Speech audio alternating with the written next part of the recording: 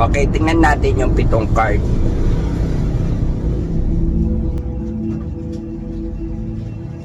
Ito ay para kay Lisa Marcos. Okay. 3, 4, 5, oy may tumalon, 6, 7. Ayan, 7 cards, no? Titingnan natin ang 7 cards. So, tingnan natin yung umaaura. Ito yung mga nagaganap ngayon sa kasalukuyan, nangyayari, hinaharap niya, nagaganap, maaaring paparating, nakalipas, at hinaharap, at paparating. Alright?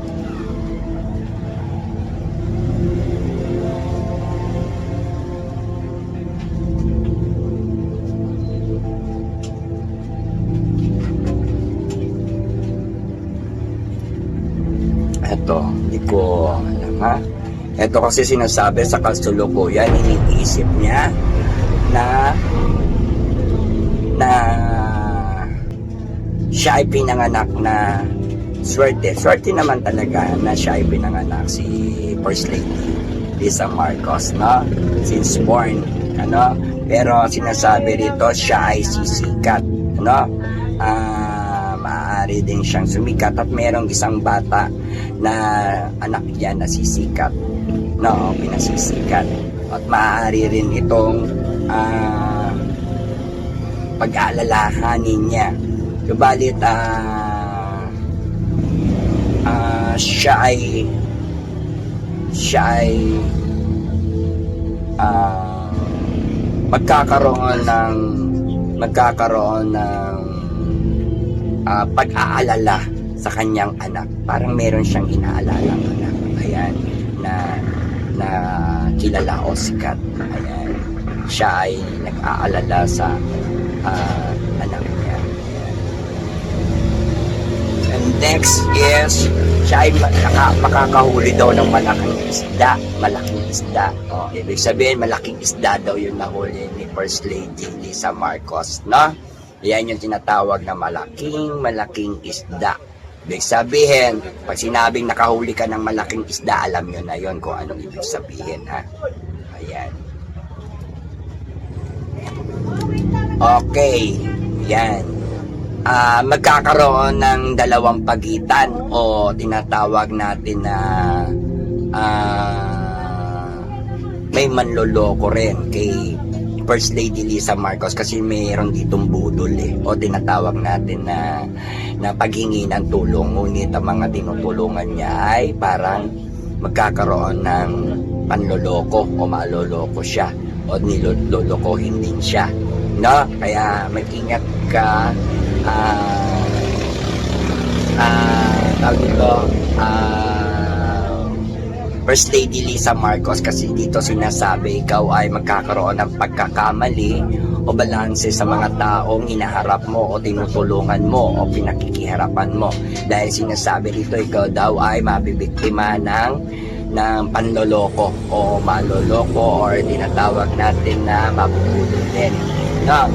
At tinatawag dito na maaari ka rin magkaroon ng malaking pagsisisi o pagharap sa pangyayari na pagsisisihan mo dahil sa iyong mahilig na pagbibigay, hilig na pagbibigay. Ayan. Yan, lagi kasi siya ay mabubudol din o kaya tinatawag natin na maloloko o lolokohin si First Lady Lisa Marcos. Maharap siya sa mga timbangan o balanse, no? Maaari siya ay magkaroon ng paglilingkod, ayan, o pagsisilbihan. Ayan. Yung kaloka. Okay, Art Bro, malaki ang magiging problema mo, ano? Ingatan mo rin yung puso mo dahil ikaw ay magkakaroon ng matinding masakit sa dibdib, no? Tinatawag natin kabiguan. Yan, si First Lady Lisa Marcos ay magkakaroon ng matinding tatlong pagsubok ng kabiguan. Ayan, no? Heart is loss. Ibig sabihin, di maganda ang kalagayan ng kanyang puso, no? Kaya ingat kung ano man ang pinapakita ng tarot card, sapagkat ito talaga yung sinasabi, kasi ito ay kabiguan sa puso, sa damdamin. Yan, marami ka kasing maraming nananakit ng iyong puso, na maraming nananakit ng puso mo. First Lady Lisa Marcos, ayan, kabiguan daw, ano? Ikaw ay nahaharap sa mga kabiguan or sakit sa puso, ano? Ayan, or karamdaman, or basta mga negatives effect. Ayan, negative effect. Ayan, for the heartbroke or heart hurt, ganyan. Ayan. No?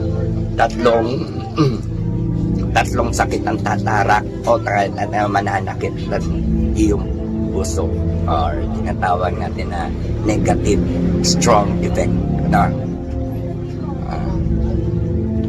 Okay, magkakaroon kayo ng pulong-pulong o tinatawag natin na reunion. Maaaring iyan ay negatibong reunion o pagsama-sama, ano? Kasi magkakaroon kayo ng pagkita-kita or reunion o pagsama-sama ng mga kamag-anak mo, o kaya naman relatives. Basta lahat ng mga kamag-anak mo ay kakailanganin yung pagsasama-sama nyo o compress. Magko-compress, kailangan ng compress ng inyong magkakamag-anak, dahil kayo ay magkakaroon ng pagpupulong o reunion. Hindi ko alam kung anong klase reunion to, no? Maaaring ito ay bad or good. Okay? Ayan. At mayroong isang